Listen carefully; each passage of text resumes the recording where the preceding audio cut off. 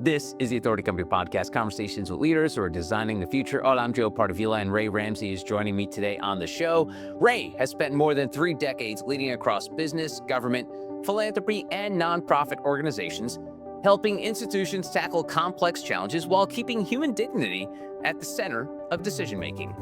In his new book, The Tyranny of False Choices, Rey challenges the idea that leaders and individuals face fixed either-or decisions, arguing that many of the limits we accept are shaped by systems, expectations, and our own assumptions.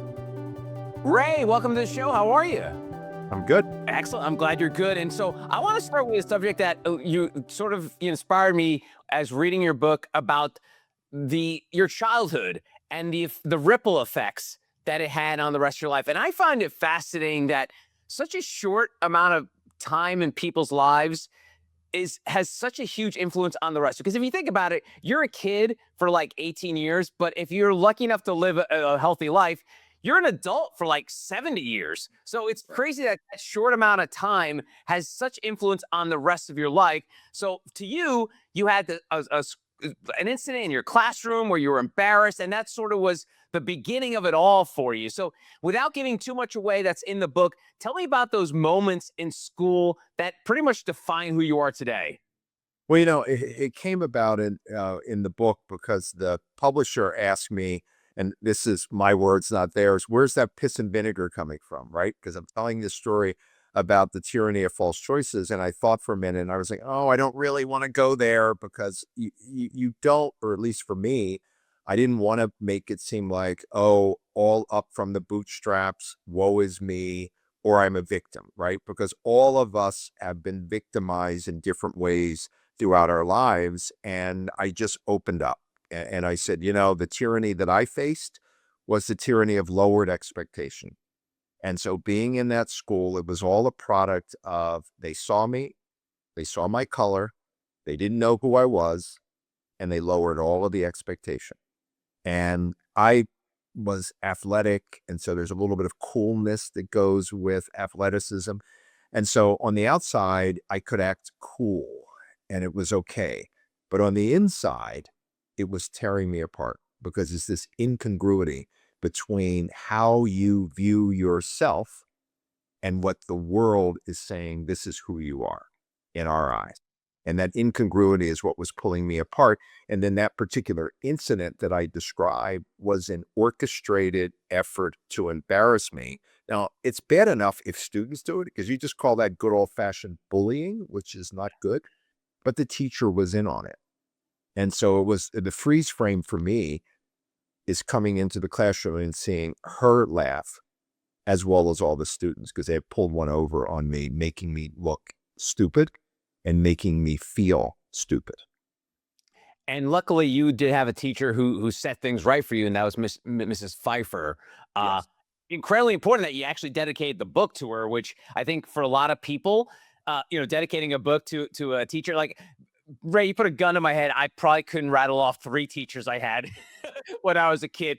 Obviously, Michelle, I was going to call her Michelle Pfeiffer, Mrs. Right. Pfeiffer. I wish it was Michelle Pfeiffer, but anyway. Yeah, tell me why her and the fact that she pointed out the fact that, hey, Rey, you're actually pretty smart. Like you're not there. How important was that? And again, going back to the point where you probably didn't want to go there as you originally write this book, but the fact that, man, having that person give you some sort of validation, I'm sure led to you having the career that you had and then being able to write this book. Well, I always referred to her after the fact as the person who saved my life. And she came in. I learned later she had a background working in urban areas because this was in a suburban area. So she obviously dealt with Black people, before. But somehow she just said to me, I want you to stay after class. And for me, a kid who was getting in trouble, I was like, well, this detention could be for any number of things. And I finally got caught. So it wasn't out of the ordinary for somebody to say, you're going to stay after school. So I stay after class. And she just looks at me and she said, I don't understand you. And I was like, what do you mean? And then that's when she said something that I never forgot. She said, because you're one of, if not the most intelligent boy in the class, if not the entire school. And this was 6th grade. And I just looked at her quizzically and she said, but you don't show it. And, I come home, I felt good about it. But then candidly, with the grades, I thought, how did she kind of come up with that? And then I'll tell you something else. And it happened right at the same time. And you're younger than me, so you might not remember these. But back in the day, we didn't have the internet. So your parents would buy the encyclopedia. So my parents purchased the Encyclopedia Britannica and they wanted us to just use it for education. And so I became motivated by what she said, in many ways, wanting to live up to the smartness. And I just started reading different sections, having nothing to do with what I was studying in class. And then I had my seminal moment. But what it turned into for me was this adage that I've used, which is everybody needs someone to say yes. And if you believe that you are self-made, you are delusional or you're just making shit up. Excuse my language. And so my whole thing is we all need to hear the yes, but then we should remember to give a yes. And so that became something really important to me. And then the last thing about her, and she stayed in my heart my whole life, was she said that at graduation time at 8th grade, she said, I only want one thing of you. And she knew that she had played this big role. And I said, what, Mrs. Pfeiffer? And she said, I believe you're going to do really well. But she said, promise me you'll never crush a human spirit. Hmm. And I said, I'm going to go one step further into that as my motto, to elevate the human spirit. And that became a life mission, all because of her. And I wanted to pay homage to her. And that's why I said she saved my life. But in many ways, she steered me to want to work on certain things. And it still burns inside of me. So that's where, quote, the piss and vinegar came from. That's great. And so the idea of, the sort of like the tumultuous childhood you had before Miss Pfeiffer came into your life, does that ship remain? Because me, I'll admit, Ray, I was the fat kid. So to me, I'll always be the fat kid. I'll always use humor to deflect. I'll always be the first to make fun of myself. And so I've had that. I don't want to call it a scar. I think it's just part of like imprinted into my DNA now. But those issues that you had about feeling less than, did that carry over, or the fact that Mrs. Pfeiffer stuck in, maybe those wounds weren't as deep as they could have Look, been? I think that parts of all of that, right? I don't think you totally 100% outrun, your foundational elements of your life, but you can learn how to mitigate certain behaviors, how to accentuate more positives. I started because I felt isolated. I talk a little bit about it in the book, reading the Bible. And so a couple of things really stood out for me. One is, of course, that there's something higher than self. But one of the other things is that I learned, and what I was studying, of course, through the Bible, being a Christian, uh, it was that Christ carried a cross. And how I interpreted that for my life and for others is my personal belief is that every one of us in our own way carries a cross. So for you, it might have been your weight. For me, it was something else. And very often we go through life and we don't know what that is for the other person, right? We're always stunned when a superstar kills themselves, is an exaggerate because we don't know what the cross was. We didn't know what was going on with Whitney Houston. We didn't know the pain that Michael Jackson had and all these heroes. And you think that they have it all. Well, we don't live in paradise. No one person has it all. So I believe the grace with which you carry that is a big determinant in your happiness. And so you begin to realize that. So those are all the things that sort of came together. So and Mrs. Pfeiffer happened to be a white woman. So because the people who were abusing me were white, I didn't just all because the woman who saved me was also white. So Right. it didn't create this, well, I'm going to hate all white people now, or look at them, askant. And remembering that all of us need the yes, and we all have the ability to bestow a yes in different ways. Mm. And so that led you to a 30-year career in the C-suite, working in corporations, nonprofits, philanthropy, and it then led you to write this book. And so I rarely ever ask people about the title of the book, But man, the word tyranny is such a loaded word these days. Like Ray, if you'd written this book about maybe 10 years ago, it would have been like, oh, what a clever. But the idea of using that word now in this place and time in in 2026, why was it important to choose that word? Because I feel like it's very loaded for many people. And it's intended to be a provocative, but the real reason why is I've used that word throughout my life and throughout my career and even in my faith walk is um, there are forces. There are forces that we see and forces that we don't see for whatever the agenda that will distract, distort, control, whether it's for profit, whether it's for power, whether it's for status. And I believe you have to be on guard. And so when I really started intensely using the term was when COVID happened. And I saw a lot of elements of tyranny then. And, you know, whether or not you got a shot, people would look at you a certain way. Whether or not you got your booster, people would look at you a certain way. If you didn't follow certain rules, and I thought, where are we? What is going on? Where's the elements of choice? Where's free expression? Where's free thought? That's all elements of tyranny. So it was never meant to be the red or the blue, and all of the crazy things that we're at each other now and this sort of tribalism, but it was meant to evoke thought and to recognize that there are elements that will tyrannize the way you go about making decisions. And that's what I refer to as the external noise and the internal whispers. And all of those things can distort and distract and complicate decision making. Hmm. One of the things you write about is you mentioned the false choices, but how do you help someone distinguish between a real constraint and a false binary? Because I think the world we live in, because of the internet and the fact that everything is bigger than it used to be, everything's always in our face. So sometimes people feel like something is a constraint when it's really not.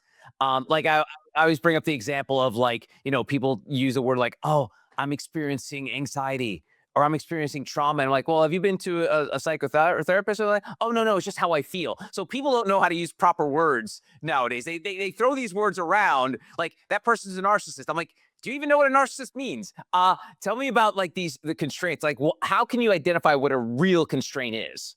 Well, first of all, none of us live in a boundless environment, right? So we all have different forms. The very first and most important thing is, are you aware? Are you situationally aware, right? So like the great athletes, they always say they have situational awareness. They know what time it is on the clock. They're aware of their surroundings. So being aware, right? We don't do a good job in this day and age. And you brought up the digital age that we live in.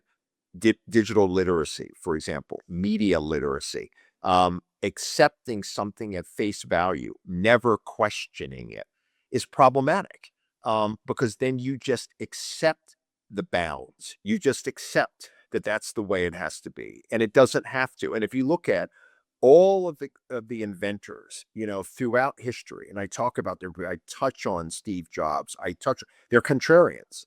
But there are so many forces that make you choose to conform.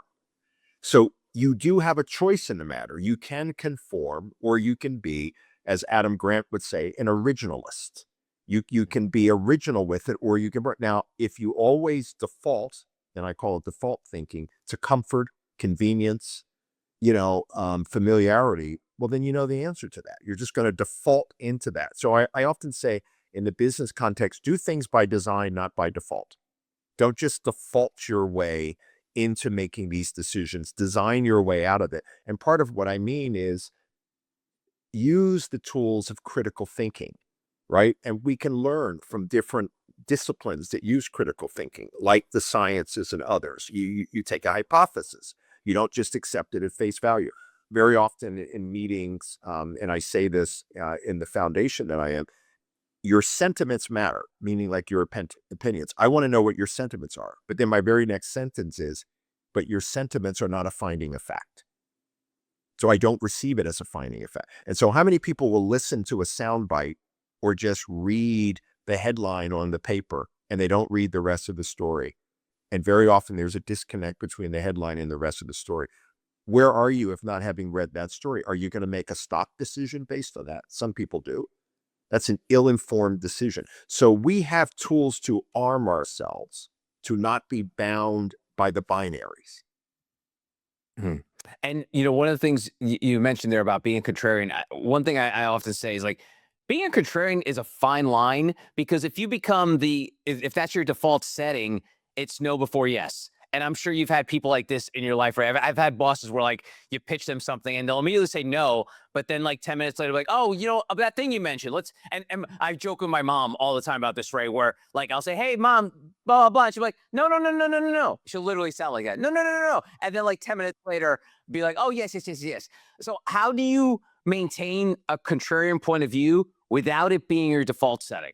Yeah, and look, I one of the things I say is that you don't want to be a nihilist or a narcissist, right? And so you can lapse into that. What you want is constructive question.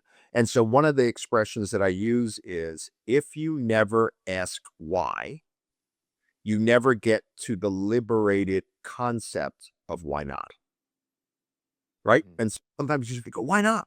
Like, let me try that. But you can't get to the why not unless you never ask why. So, one of the concepts I also talk about is enlightened disruption.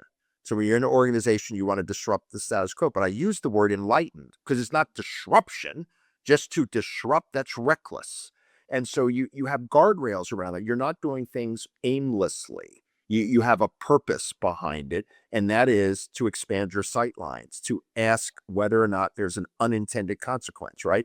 Because the flip side of what you asked me is, well, if you just accepted what came in and you never ask about the unintended consequence of that action, you miss a lot. So it's just having the awareness and using some time-tested tools that are available to us, but it starts with your recognition of what's going on and then your choice and your willingness to use critical thinking. You mentioned sightlines in the book. You talk about 360-degree sightlines. Give me an example of what that looks like in practice for a leader facing pressure.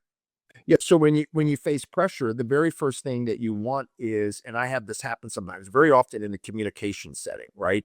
And so something will be done. Somebody published an inaccurate thing. So, people will come in hair on fire. And then the first thing is, hold on. All right, what did they actually say? This is a real example. And then I said, what's the circulation of that publication? And then I learned that it was like minuscule. And you know what? I was kind of like, I don't need to lean into this. But if it was the New York Times that was about to do that, right? It's situational. I'd be like, well, what are my options? And then you begin to think about who is in my corner, who will vouch for what we're doing, what are some of the element. And so you begin to expand your sight lines. And so my whole thing is it's not always going to be 360, but it shouldn't be 30%, and you only see what's in front of you. You have to look around. You have to look to the side. As in the investment world, you're looking at what are the headwinds, but what are the tailwinds? And you've got to spend some time looking forward and some time looking backward. And that just makes you better at the craft of what you're doing. And as a leader, you've got to do scenario planning. Again, you can't just be a flat line. This is what I have in front of me today, and that's it. You have to have the ability to multitask and look beyond that. So it's always about how do I expand my options? How do I make sure my choice is informed and I knowingly opt into something rather than in what I often say, defaulting into something dumb. And you can run into something without realizing it. And then you go later, oh, if I'd only thought to ask this. So you're never going to be 100%. It's never going to be perfect. And I always think it was not about perfection. It's about progress. It's funny you mentioned the fact that, like, if you get a report, a negative story in a small paper, you have to realize, like, you can't act on everything. It almost kind of reminds me of the Streisand effect, which I'm sure you're familiar with, where many years ago, someone took a picture of her house and they talked about, like, I think it was like the deterioration of the coastline in Malibu, and it was like in a little magazine, and she ended up suing them to remove the photo, and more people ended up finding out more about what was going on with her house and what her house looked like because she brought it up. I love that example. It's a great example, and it's funny. And I touch on this in the book, and I call it. And very often, when I'm counseling new people who are coming into management, and my expression is master the art of the non-reaction. To not react to everything is a bit of stoicism, right? Because you can only control the things that you can control. And if it's your opponent, just think about the world, and you have people who are against you. So opponent doesn't always mean that they're trying to knock your brains out, but they are competing with you. How disconcerting it is when they take a shot and they do something like the shiny thing in your face, and you've learned how to not react. Calms you down, throws them off. And so you don't want to, because it's also part of the theory of preserving psychic energy. You have finite energy to be able to put into different things, right? That's why I gave you that example. It's finite energy. Where are you going to use it? Where are you going to use it? And again, that's a choice. So you want to be in control of that. You don't want to always be reacting.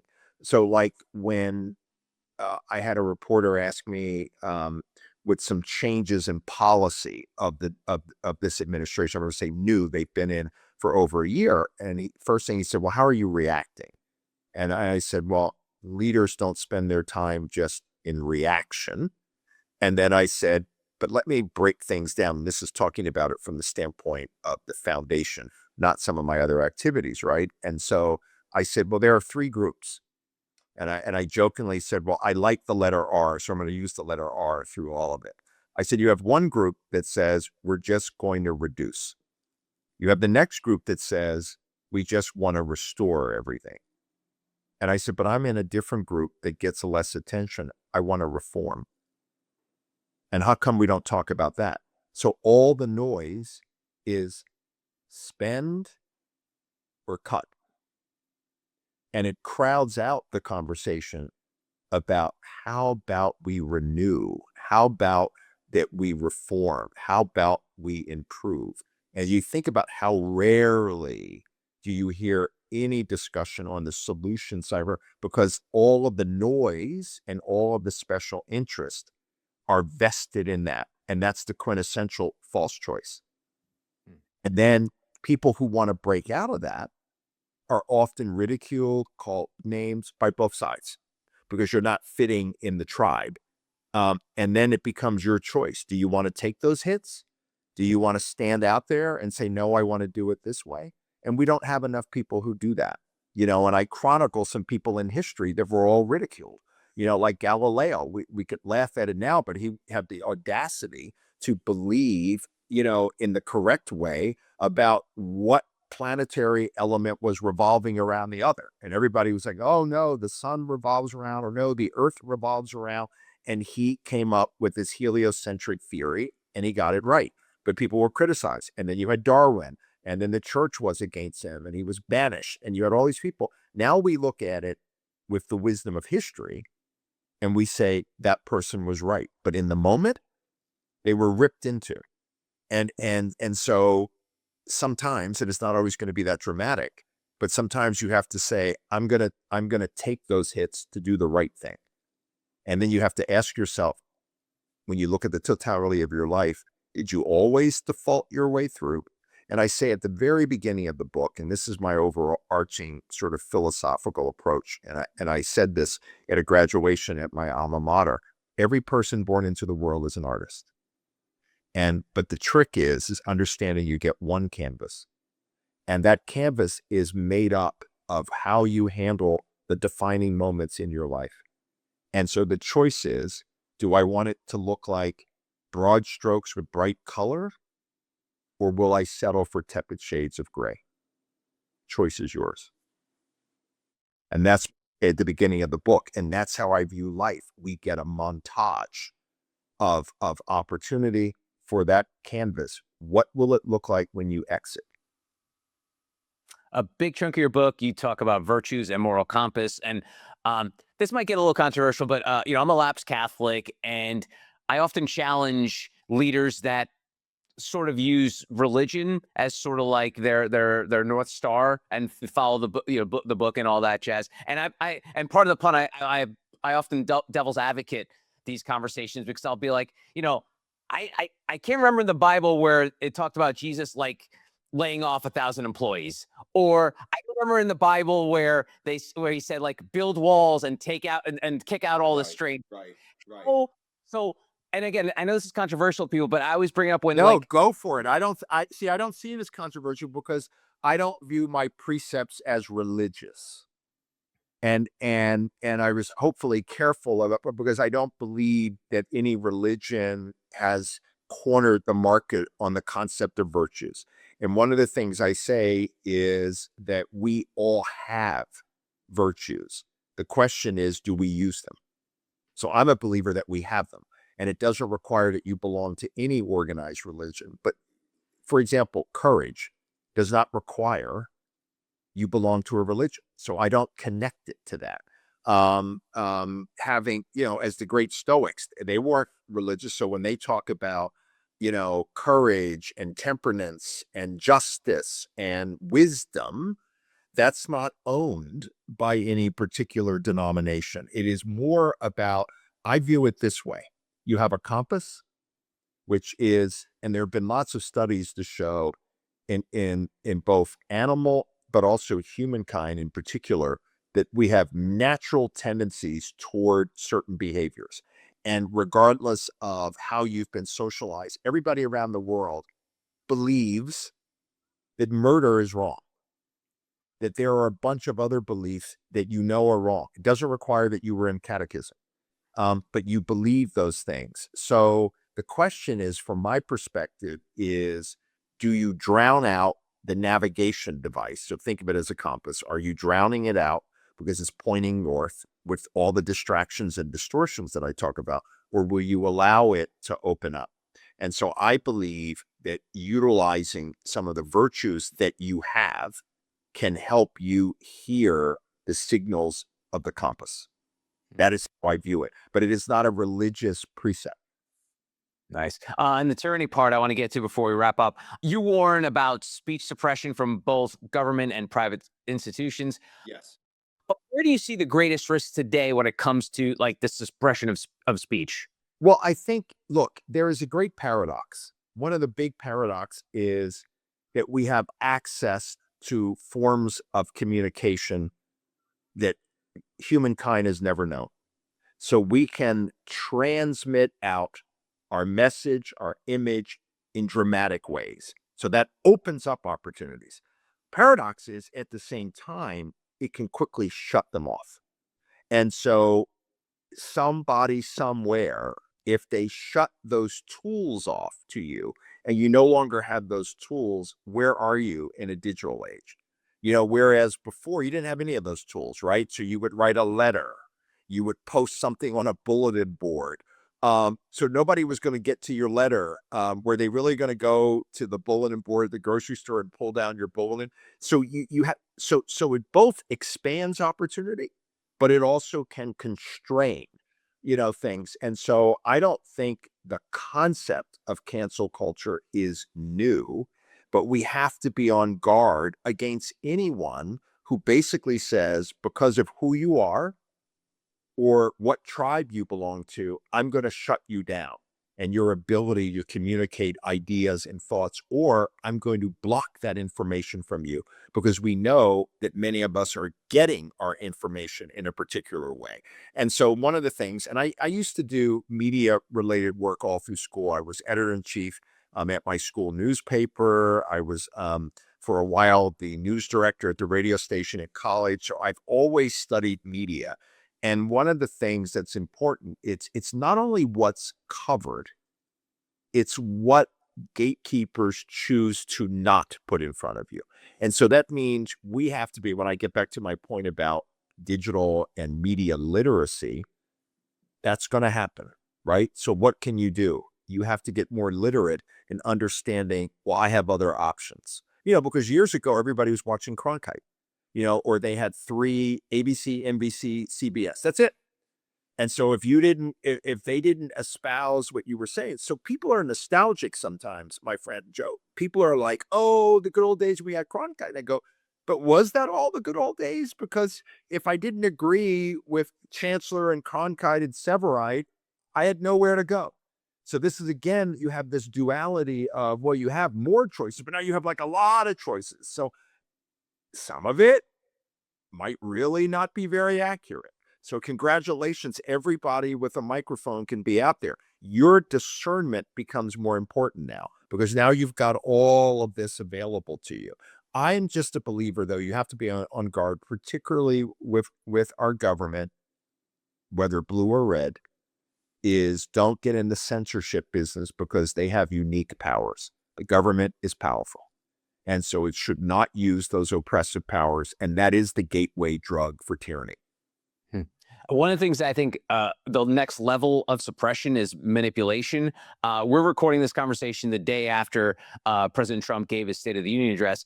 If you watch two different networks, you would have thought there were two different speeches. Like Yep. one network would say greatest speech of all time, another network would say it was a dumpster fire. So tell me about this relationship of it's not, I mean, in a way it's suppression because you're only showing the one side of a thing.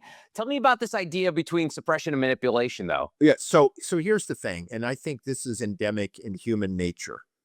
I just expect a level of bias, unfortunately. Right. So what I did, that's why I was laughing when we were talking. I skipped around and I'm bemused by the difference because, see, I'm not landlocked, but think of how many people are by their tribe or they're only going to watch that.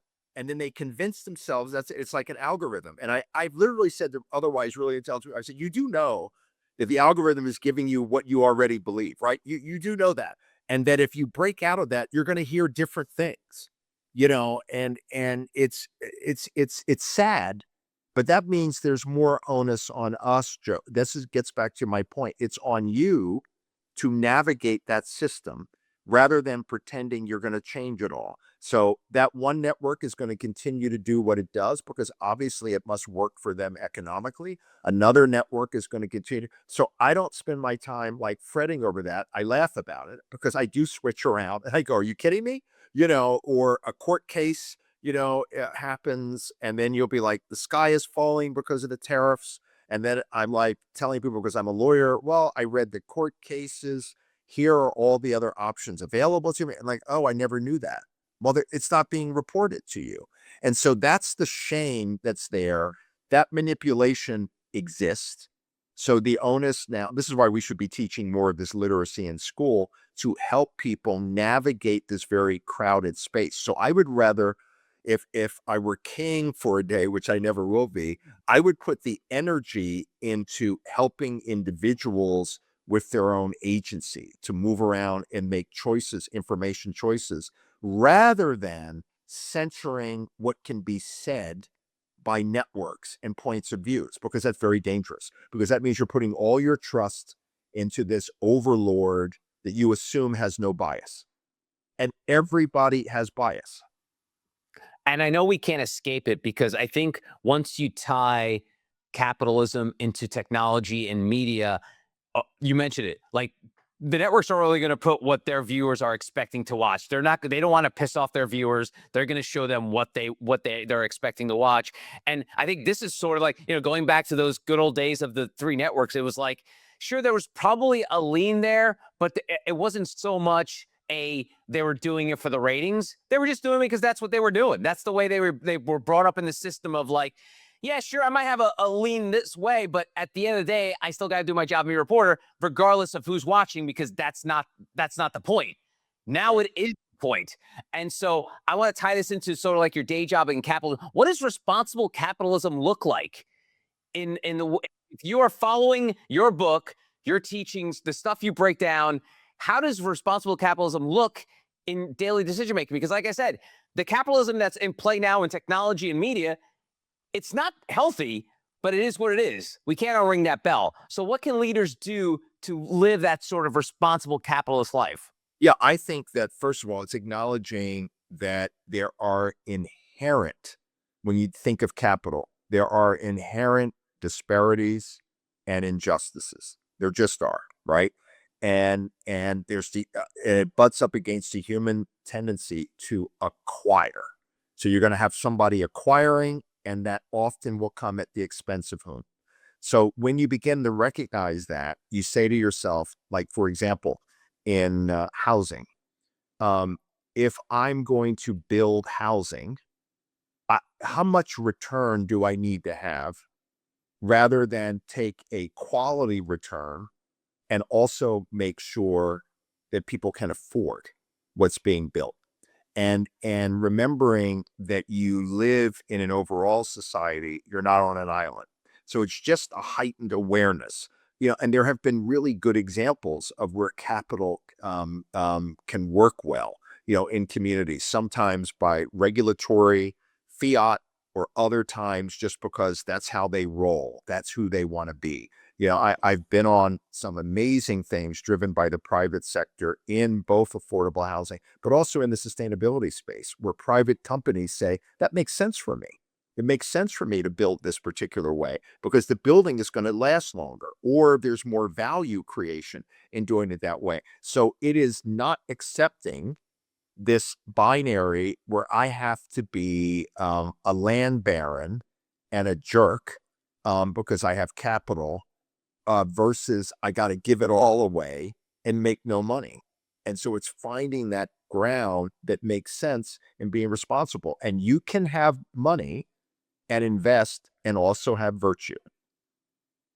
You can also have virtues. And that's my point about virtues playing in, or is it all, to accumulate to what end? So your canvas is, I made more than the next like, what's that next billion? So the question is, I'm not telling somebody to give away what they're doing, but you can make acceptable returns and you can make a societal impact. That's why I like the field of impact investing, because you can have a societal impact and have great returns. You don't have to be forced into the either or. Nice. And lastly, you argue that we are drivers, not spectators of our lives. Give us a hack. What helps someone move from observer to someone with agency and control of their lives? I think the hardest love is self-love, and it's the most misunderstood. So it's not narcissism, but if you love yourself, you will endeavor to do things to make better decisions because it's good for you, but it'll be good for the people that you love. And so that means, what do? You have to put some time into it. You have to put a little energy into it. It doesn't just fall from this. So just like the example you were giving, just changing the channel to be more informed, or spending time with people who have a different point of view and just listening. Don't you want to grow? Don't you want to learn? We're reading less as a society. So like reading a little bit more. And so you've got to love yourself enough to say, I want to be an informed human being. I don't want to just be a default person. Ultimately, that is on you. But if you opt in to do that, there are a plethora of things that are available, and like I said, time-tested methods, discord and debate and having dialogue and active listening, the difference between being a listener or I'm just waiting to give my point. All those tools are available to you now. The question is, again, back to you. Do you choose to do that? Or do you choose to just say, I know I'm right, I'm going to stay this way, and by golly, I'm going to take that to the grave come hell or high water? It's up to you. He's Rey Ramsey. The book, The Tyranny of False Choices, a guide to authentic decision-making. Ray, thanks so much for the time. I really appreciate it. Thank you, Joe. And that'll do it for this episode. If you want to find out more information about Ray and our other amazing authors, go to theauthoritycompany.com.